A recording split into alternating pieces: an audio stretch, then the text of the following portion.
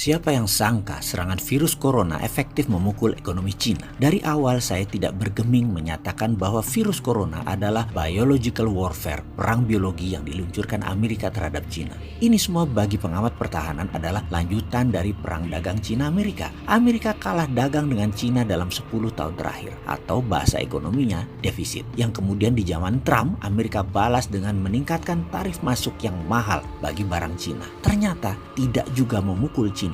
Kemudian Cina melemahkan yuannya sedikit sebagai counternya. Lalu apa yang dilakukan Amerika? US juga melemahkan nilai dolarnya. Namun sekali lagi, itu tidak memukul ekonomi Cina. Lalu dilanjutkan dengan serangan terhadap Huawei yang mau menguasai jaringan 5G. Di mana kalau Cina menguasai 5G, maka berakibat kekuatan ekonomi Amerika berkurang hingga 7% atau lebih dari 900 billion dolar per tahunnya. Apa yang terjadi? Akhirnya Cina mengalah. 5G mulai ketemu titik temunya. Namun masih Amerika versi Trump kurang puas. Trump ingin 2 kali menjadi commander in chief di Amerika. Maka digebrak lagi dengan serangan yang melumpuhkan ekonomi Cina, virus corona. Sebagai catatan, perang dagang adalah awal perang militer. Itu saya ulang berkali-kali. Kalau perang dagang menang, perang militer tidak berlanjut. Namun kalau belum menang-menang juga, pasti diserang lagi. Dan salah satunya adalah coronavirus ini. Ini adalah war tool. Ini adalah alat perang selanjutnya. Sebagai unsur melindungi segenap tumpah darah Indonesia,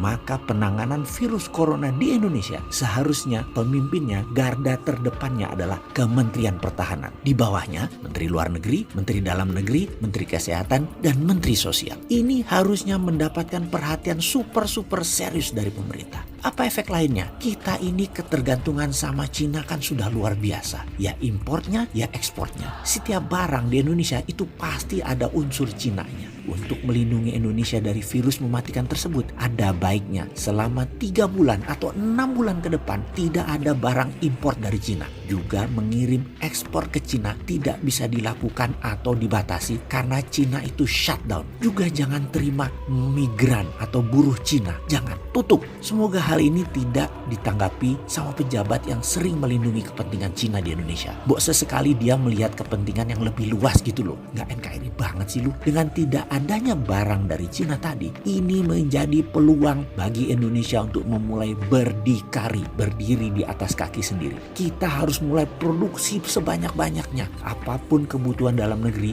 harus kita produksi sendiri. Banjiri UKM dengan modal untuk memproduksi kebutuhan tersebut. Ini sekali lagi peluang. Kalau lagi begini masih mikir investasi asing, masih mengutamakan asing, bilang Indonesia nggak ada modal, nggak punya uang, perlu asing, apalagi asing. Ini yang komentar tidak NKRI banget. Coba sekali lagi kita mau dengar mana suara kalian yang nggak NKRI itu.